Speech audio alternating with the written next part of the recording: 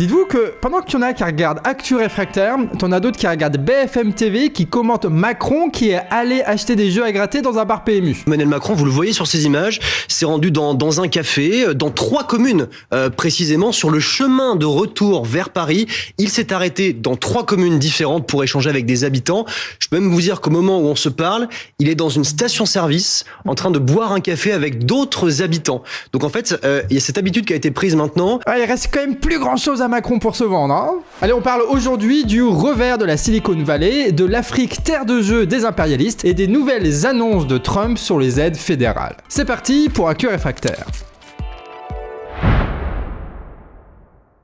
On commence donc avec un grand revers pour le monde de la tech aux USA. Sur les marchés financiers états-uniens, il y a une immense bulle qui grandit, c'est celle de l'IA. Les géants de la tech, ils adorent l'intelligence artificielle et ils surinvestissent cette technologie qui est présentée comme l'avenir du secteur. Et en première ligne, on retrouve Nvidia, c'est une entreprise célèbre pour ses cartes graphiques qui a lancé d'immenses projets industriels pour produire en masse des processeurs spécialement conçus pour l'intelligence artificielle. On se retrouve d'ailleurs avec d'immenses installations serveurs ultra gourmand en énergie pour soutenir les modèles d'IA déjà en service. Et devant cette euphorie industrielle, t'as une énorme bulle financière qui est en train de se former où tout le monde spécule à la hausse sur Nvidia ou encore sur OpenAI qui gère ChatGPT par exemple. Tout le monde investit parce que tout le monde pense que tout le monde va investir, ce qui fait que ça évalue les actions bien au-delà de leur valeur réelle avec des patrons qui jouent carrément le jeu sur de belles présentations. Sauf que tout s'est pas passé comme prévu. Le 27 janvier, t'as une petite boîte chinoise nommée DeepSeek qui arrive.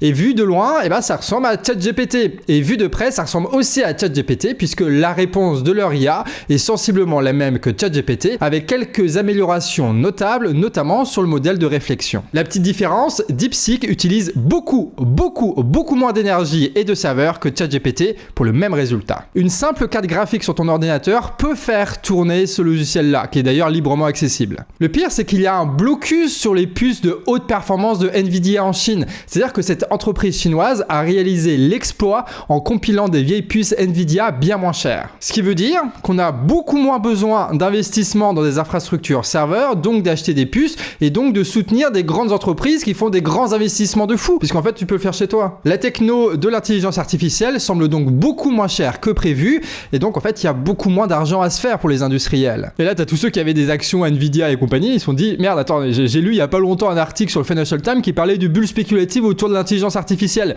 Peut-être que c'est le moment de retirer ces billes là, non? Et donc pour anticiper l'effondrement de la bulle, tu en as qui ont fait péter la bulle. Ils ont commencé à vendre en masse leur action Nvidia sur le marché, à tel point que le cours de l'action a dévissé et la valorisation totale sur le marché a perdu 600 milliards de dollars. Et ça monte à 1000 milliards si tu prends tout le monde de la tech. Le Wall Street Journal parle d'un bain de sang. Donc on résume, les boîtes US développent une techno d'IA très gourmande en énergie, mais plutôt que développer des modèles plus frugaux, ils se jettent dans la surproduction de puces et de serveurs, voyant l'opportunité de porter tout un secteur industriel. Et la bourse accélère ce processus en créant des bulles sur le marché des actions. L'euphorie industrielle a donné une direction à la production, sauf qu'en réalité, il y avait moyen de développer des IA qui étaient beaucoup plus équilibrées et qui consommaient beaucoup moins d'énergie. Une boîte chinoise l'a montré et les cours de l'action ont chuté. Tout ça remettant en cause les futurs investissements dans le domaine. Une affaire qui tombe en plein renforcement de la guerre commerciale et industrielle entre l'économie états-unienne et chinoise. Que ce soit sur les voitures électriques et maintenant l'intelligence artificielle, les industriels chinois montrent qu'ils sont capables de rivaliser avec leurs concurrents états-uniens. Ce qui va renforcer, là encore, les logiques de sanctions pour préserver un secteur à forte valeur ajoutée. Bref, cette course entre capitalistes, elle n'est pas prête de se terminer. Allez, autre info, est-ce que vous savez le point commun qu'il y a entre les États-Unis et la Chine? C'est qu'ils mettent leur nez en Afrique. Pourquoi ça? Parce que tu as des matières premières à exploiter et des gros contrats à signer. Mais il y a aussi plein d'autres États qui veulent leur part du gâteau. Et l'un des plus décidés à jouer des coudes, c'est bien sûr l'État russe. Sauf que l'impérialisme russe n'est pas si développé que ça. Eux, ils peuvent envoyer quoi? Du blé ou alors des armes. Et c'est ce qu'ils ont fait, ils ont livré des dizaines de blindés et de chars à l'État malien. Alors, est-ce que c'était pour l'armée malienne? Peut-être pas, parce que ça a été livré 3 jours avant la fête de l'armée et ça n'a pas été présent dans les défilés. Et donc, t'en as qui pensent que ces chars qui ont été livrés, en fait, étaient livrés pour une nouvelle base militaire en Afrique d'Afrique pour l'armée russe. Jusque-là, c'était surtout la Syrie qui servait de hub logistique à l'armée russe. Or, le régime de Bachar al-Assad, il est tombé en décembre. Du coup, l'armée russe doit réorganiser son dispositif. Et cette réorganisation, elle doit se faire en plus avec, vous vous rappelez, la rupture entre le groupe Wagner et l'État russe. Pour rappel, le groupe Wagner, c'est une organisation paramilitaire qui défendait les intérêts extérieurs de l'État russe. Sauf que ce groupe, ils ont tenté un coup d'État contre Poutine en juin. Et 2 mois après, le chef du groupe Wagner est mort dans un malheureux accident d'avion. Voilà, un crash d'avion, c'est terrible, hein, les coïncidences là, 2 mois après, c'est fou, hein. Le groupe Wagner est donc devenu le groupe Africa Corp, qui fait à peu près la même chose, mais qui est bien plus sous l'administration de l'armée russe. Au-delà du nom, ça reste à peu près le même principe, hein, c'est-à-dire des mercenaires qui défendent l'intérêt de l'État russe partout où c'est possible. Sauf que c'était pas évident de trouver des pays pour accueillir l'arsenal,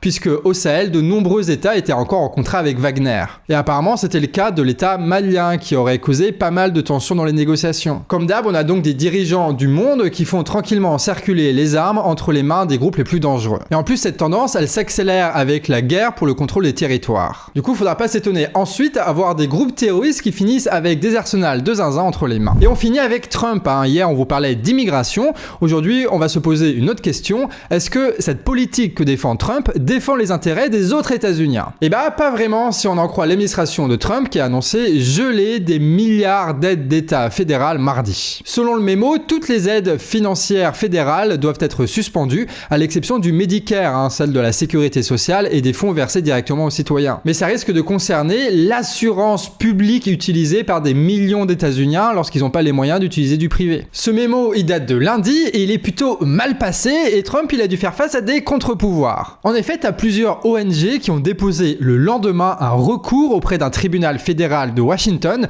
affirmant que Trump n'a absolument pas les pouvoirs de suspendre les aides fédérales. Et donc la juge fédérale a annoncé la suspension immédiate du décret, le temps de l'étudier. L'administration Trump justifie sa politique en voulant mettre fin aux politiques woke, en parlant là donc des aides de survie indispensables pour les millions d'États-Unis appauvris. Évidemment, on vous tiendra au jus de ce rapport de force qu'il va y avoir tout le long de son mandat entre Trump et l'administration. On termine là-dessus cette quotidienne, j'espère que ça vous a plu, bon week-end à vous et on se retrouve lundi pour une prochaine Actu Réfractaire.